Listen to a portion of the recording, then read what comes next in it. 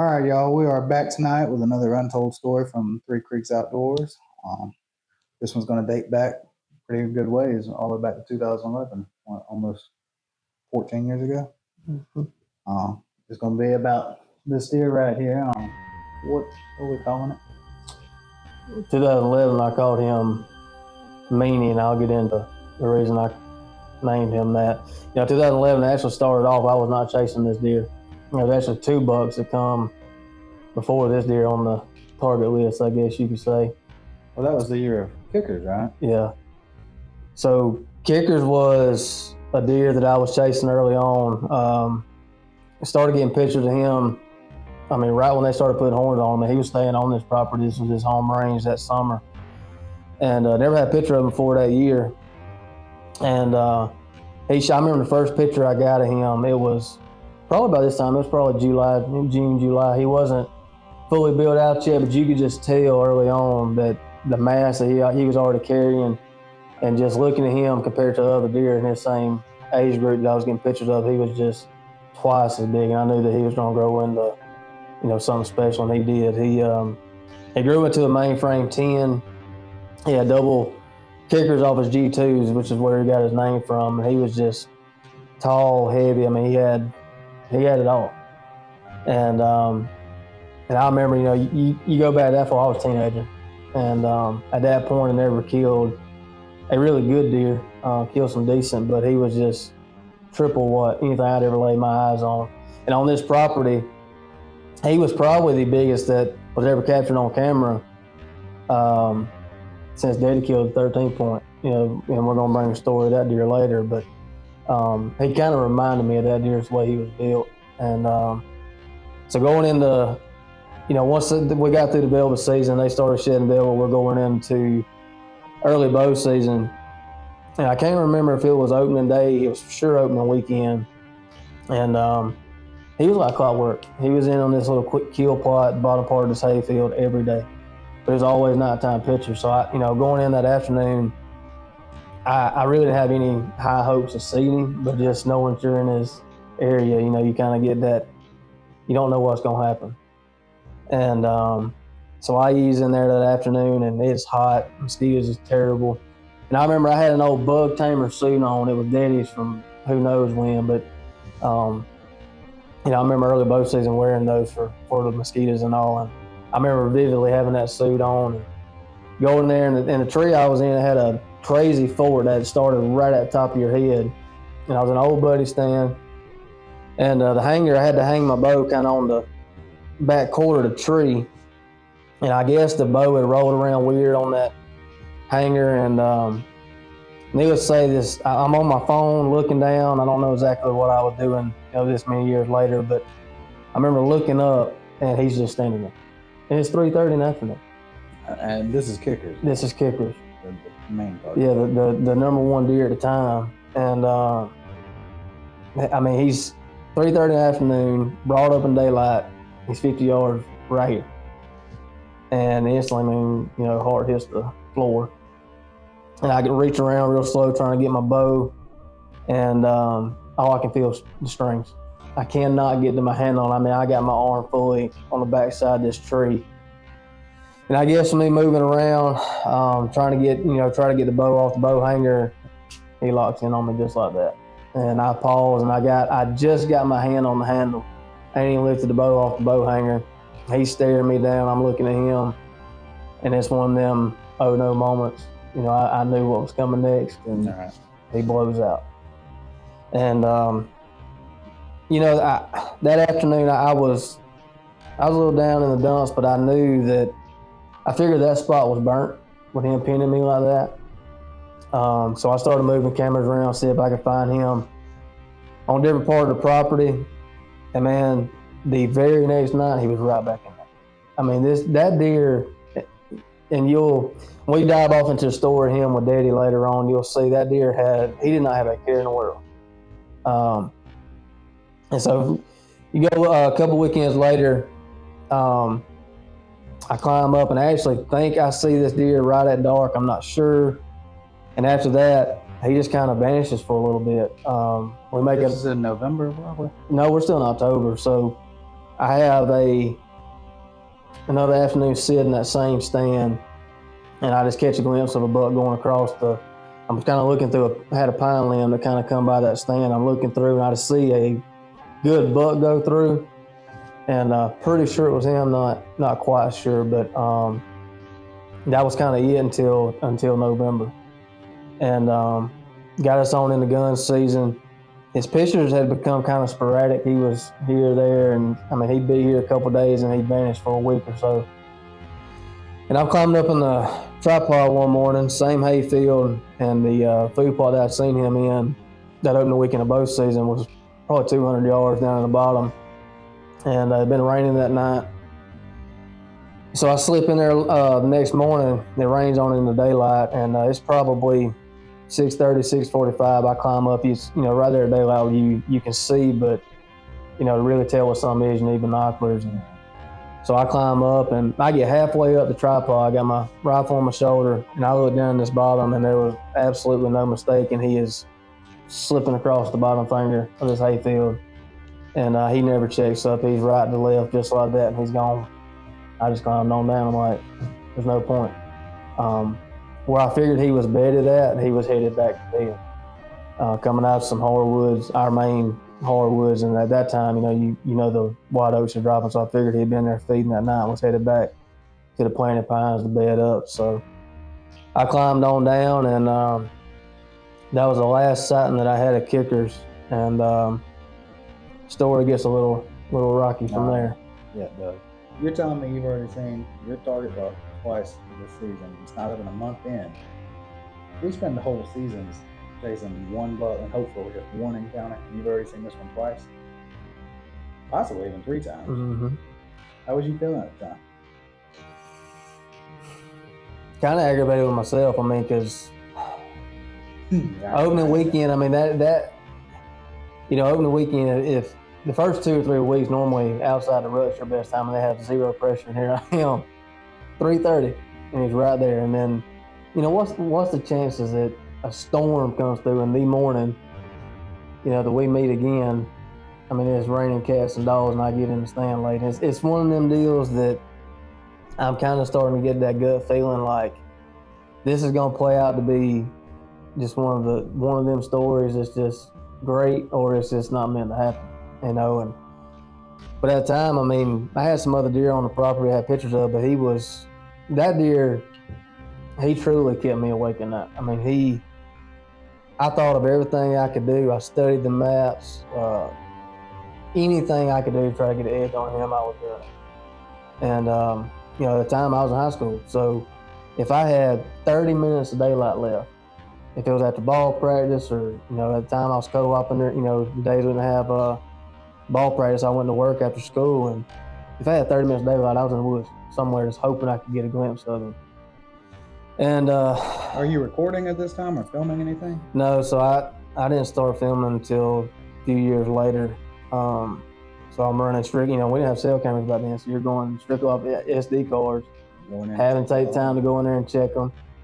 And a lot of times, I even tried the game with him that I'd go in there at night, trying to bust his pattern up and moving at night, hoping that if I went in there at 8 o'clock at night, or if I went in there at midnight, trying to push him more toward daylight, I would move because he was going to be used to me being in there. And so I mean, I tried everything in the book to get an edge on this deer, and it was the week of Christmas. So I did not see him anymore after that encounter the rainy morning in November. And his pictures got less and less. And I didn't know why. I knew that morning that I'd seen him in November, he did not see me.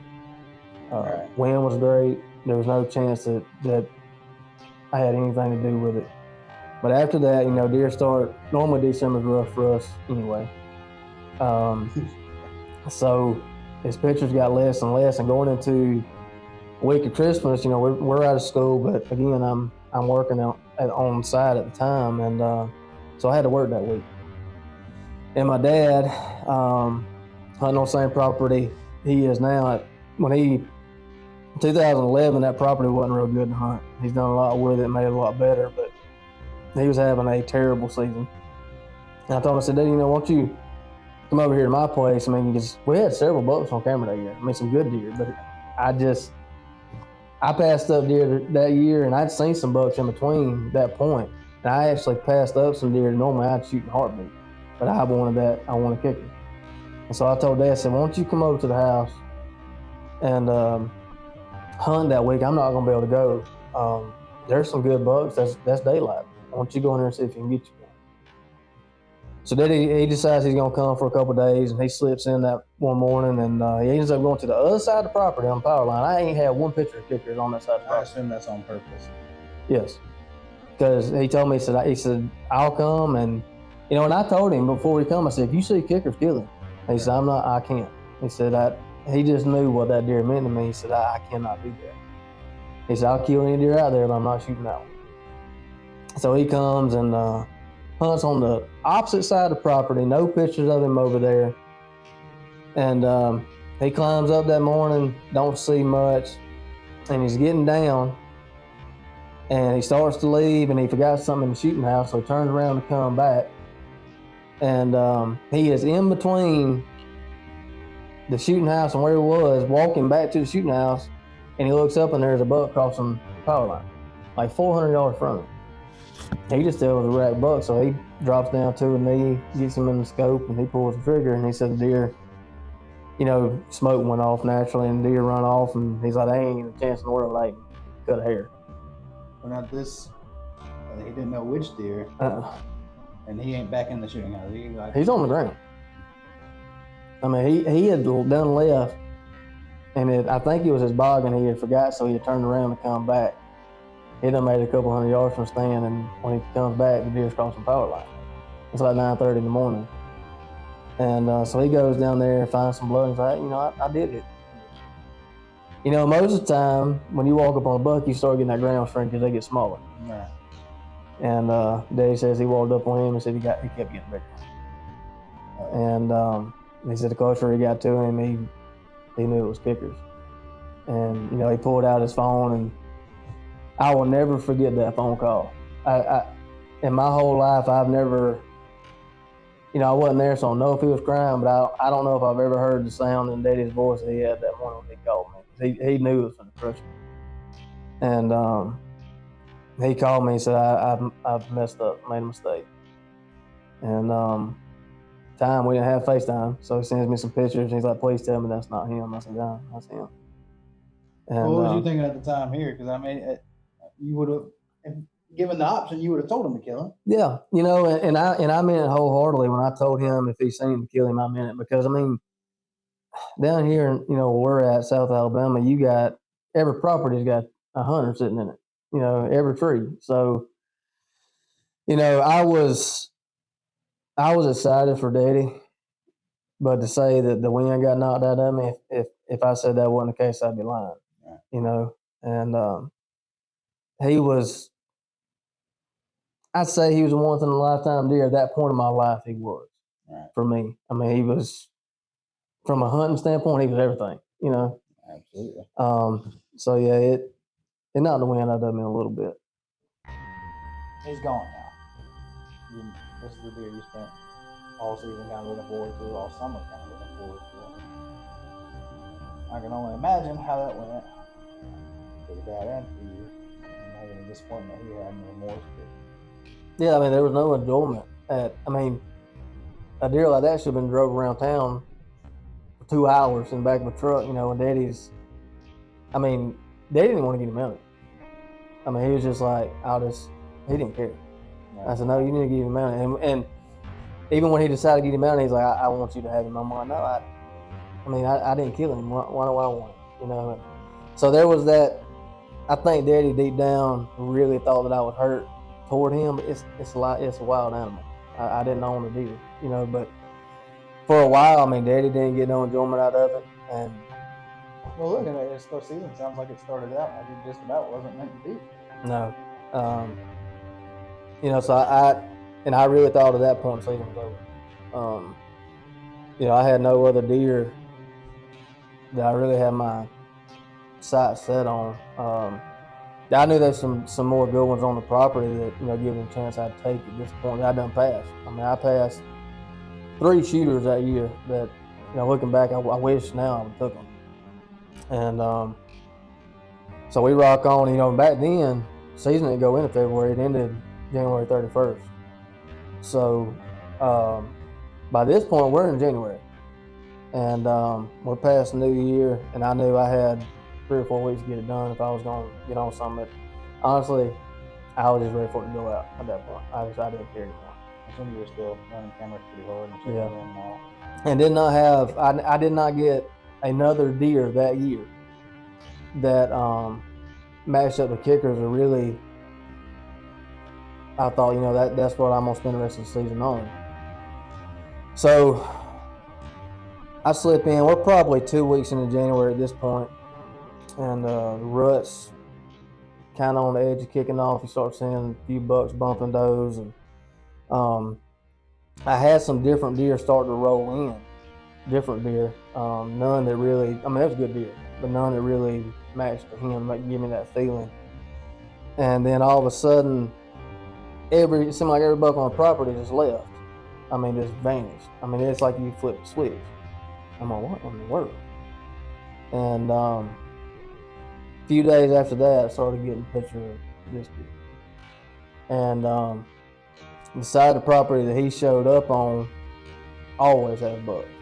It don't matter what time of the year, whether it's 2-year-old, 3-year-old, there's always some bucks. That's how the property, they was gone. And the only thing I could chalk it up to is when he moved in, you know, is it a coincidence? He rolls in, they leave. So, you know, I kind of started looking toward him a little bit that, you know, if I seen him, I would take him. And I'm back on the same power line one afternoon where Daddy killed kickers at, and I got 8 or 9 does down at the bottom of the food plot, a couple hundred yards from me, and I look up on top of the hill, and I see a buck standing there.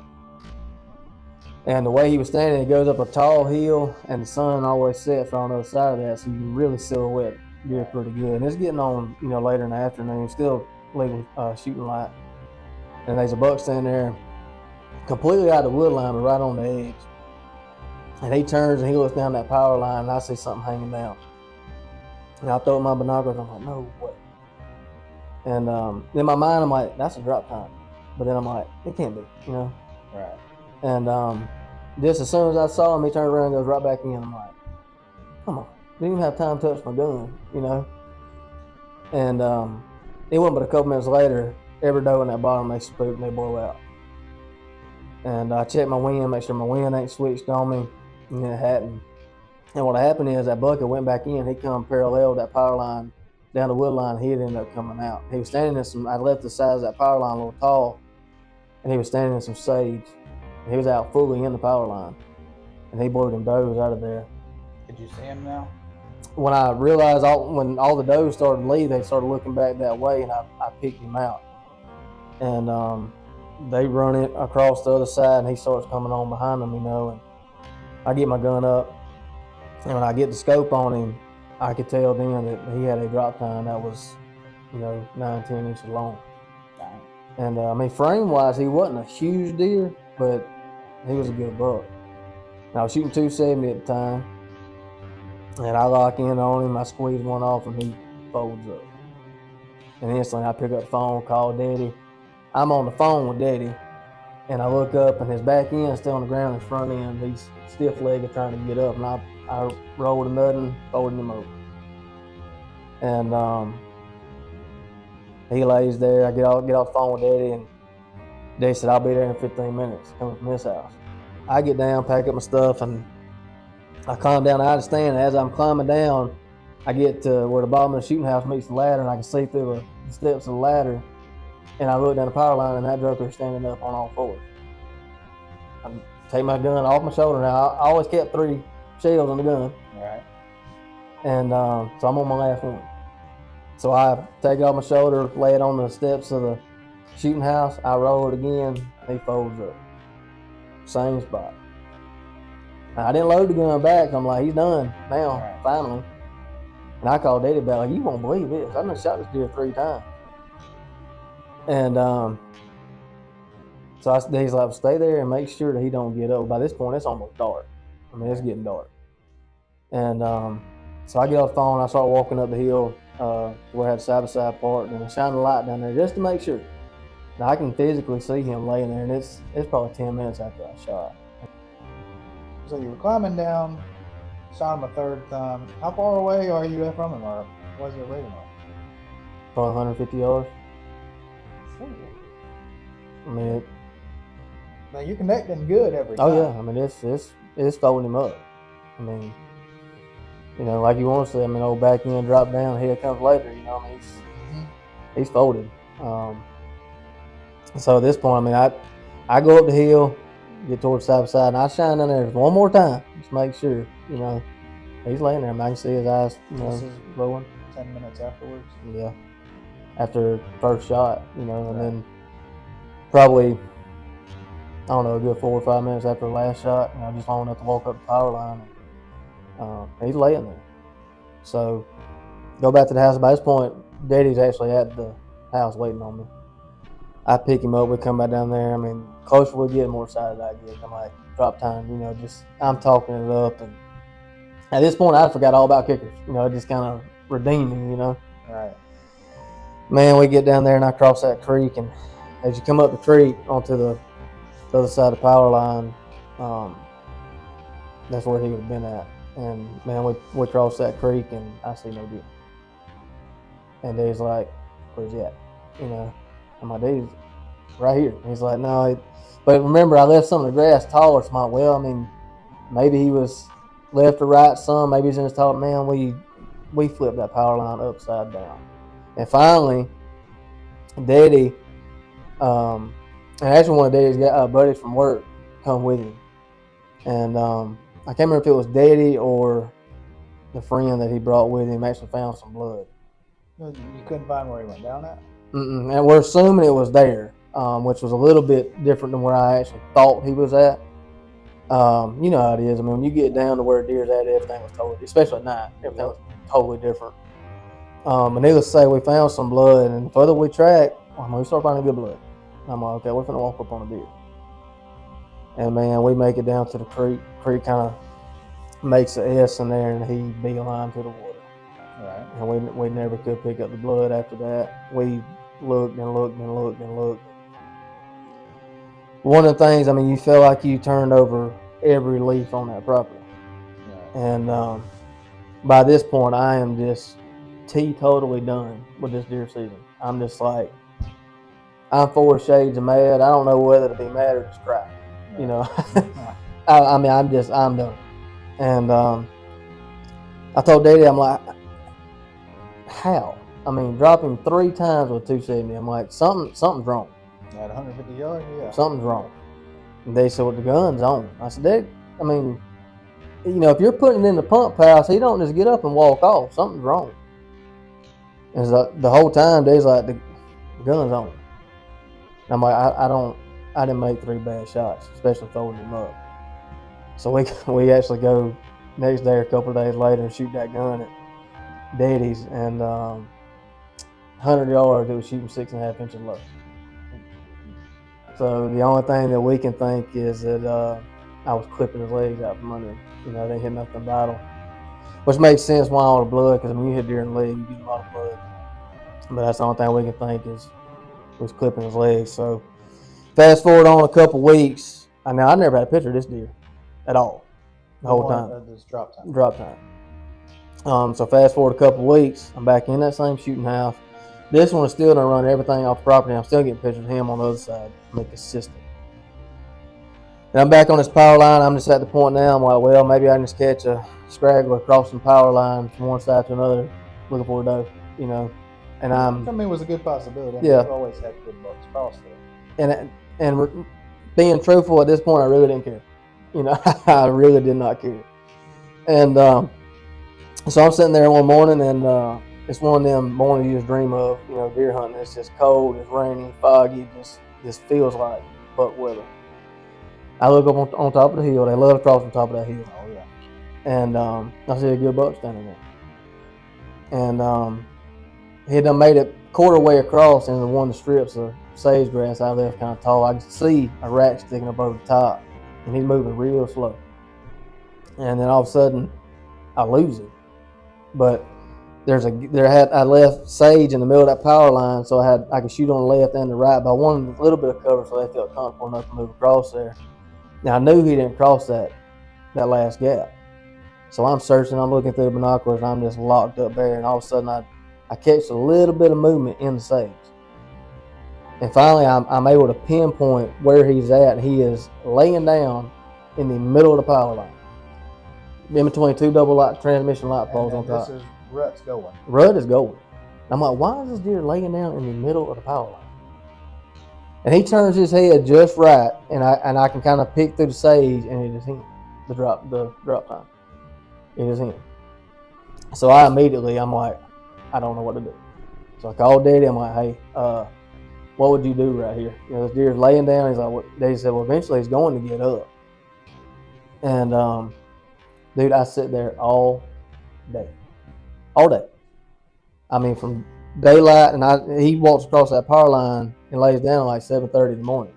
I literally sat there all day, all afternoon, and I guess there's no shot where he was. No. And I didn't want to shoot right there because of the chip mill that's on the other side. I mean, right. You never know when anybody's back there. But I mean, where he's at, I mean, it'd have been a prayer to hit him anyway. Right. Because the way that terrace rolls on top, you know, he's laying just where I can see, like from the white up on his neck. I can just pick out his head. And so we're like 30 minutes to dark. And I'm like, he has not got up. So I called Daddy again. I'm like, I've been texting him the whole time, but I'm like, what do I do? He said, can you get to him? So I get this bright idea. I'm like, well, if I can get out of here fast enough, my papa's got a buddy that works at the chip mill. If I can get access to that chip mill, I can slip in from chip mill property, which butts up to ours. Right. And it's a 50-yard shot. So I call Papa. He gets on the phone. He calls that guy. We get instant permission. Do what you got to do. I fly to get back to the house. Me and Papa flies to get around to the chip mill. We come in. What, a 5-mile drive all the way? Yeah. So I mean, whenever we roll up, it's like on the verge of, is this legal or not? You know. And but I ain't gonna lie. I mean, I'm at the point now. If he's there, I'm shooting. You know. I mean, it's not dark, right? But it's close. You know. So we walk up and we go around our fence post to get in, and I get up on where it starts to roll over, where I can see, and he ain't there. And you can see the bed that he was laying in. And some point between us leaving, or me leaving and getting around there, he had got up and walked across. And I'm like, you know, at this point, I'm just like fuming, you know, between kickers, what happened with him, you know, the drop time, and now here I am seeing this deer again. I just feel like, you know, I have blew every chance I have had on deer this year. So I'm just like, forget it, I'm done. And I had no intentions of hunting the rest of the season. Which ain't too far from going. We had a week and a half, 2 weeks left at max. So it is the last week in the season. This joker is still running. I'm still checking cameras, just seeing, you know, what's made it to the end of the season. And I'm done. And they said, hey, this last weekend you need to go. And I'm like, nope, not going. You know, I'm all sold up, get my feelings on my shoulders, and comes down. Season was going out on Sunday, and he called me late Saturday night. He said, you need to go in the morning. I said, Daddy, I'm not going. I said, I have no reason to go. You know, he said, you never know what's going to come through in the rut, which is true. And I'm like, I'm not going. And I went to bed with all intentions of not going. And man, 4:30 the next morning, that Sunday morning, I woke up just bright-eyed and bushy-tailed, and I'm like, well, can't go back to sleep, so I get up and I go. And I go to a tripod on the far end of the power line that we used to hunt the long side. And I climb up there, and at 6:45, 7 o'clock, I see a doe. She comes out, Mach 400, out of the wood line, flying across, and all I see is a buck bound that wood line. He lands. Knew it was a good buck, and I throw up my gun, and he's running across the power line. And I actually shot running and folded him up. And this is the same 270? No, I swapped to a 7 mag. I had not shot a 270 since that day, and I had no intention of ever shooting one again. I know it's shooting low, but no. And I've been shooting a 7 mag ever since. And so I folded him up and get down there, and it was that one. So I had no intention when that deer showed up. I had no intention of ever really chasing him, but for a little bit there that morning, it kind of all the other feelings went away, and I got to still enjoy talking about him because he's a good deer. He wouldn't. Crazy thing is, you have been getting pictures of him, and it was never a target at all. And truthfully, Daddy got talking about it even throughout the years later. He was the dominant buck. Even you take Kickers probably wasn't 4.5 years old. There's no telling what he would turn into, truthfully. Kickers was a younger deer. He's mature, but younger. This deer was 6.5 years old. So from a dominant maturity standpoint, he was the trophy. Right. And that ducker was mean. He run every deer out there. And when I killed him, me and Daddy got looking at him. Man, he, ears was all cut up. Down his back was cut up. He had up under his neck. You can actually, if you move his hair around, you can still see him. He had a little puncture hole where he'd been fighting. He was just mean. And bases of his antlers on top around the pedicle. Taxidermist done a good job fixing him up, but he had hide that was peeled. I don't know if it was from rubbing so much or if it was from fighting, but he was just mean. That's why I ended up just calling him Meanie, and it was after the fact.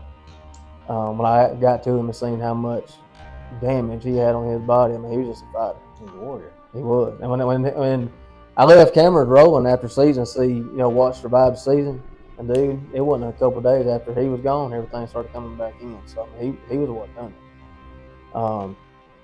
But yeah, 2011 was 2011, 2012 season was one I will never forget, and it's not in a good way. But we have those.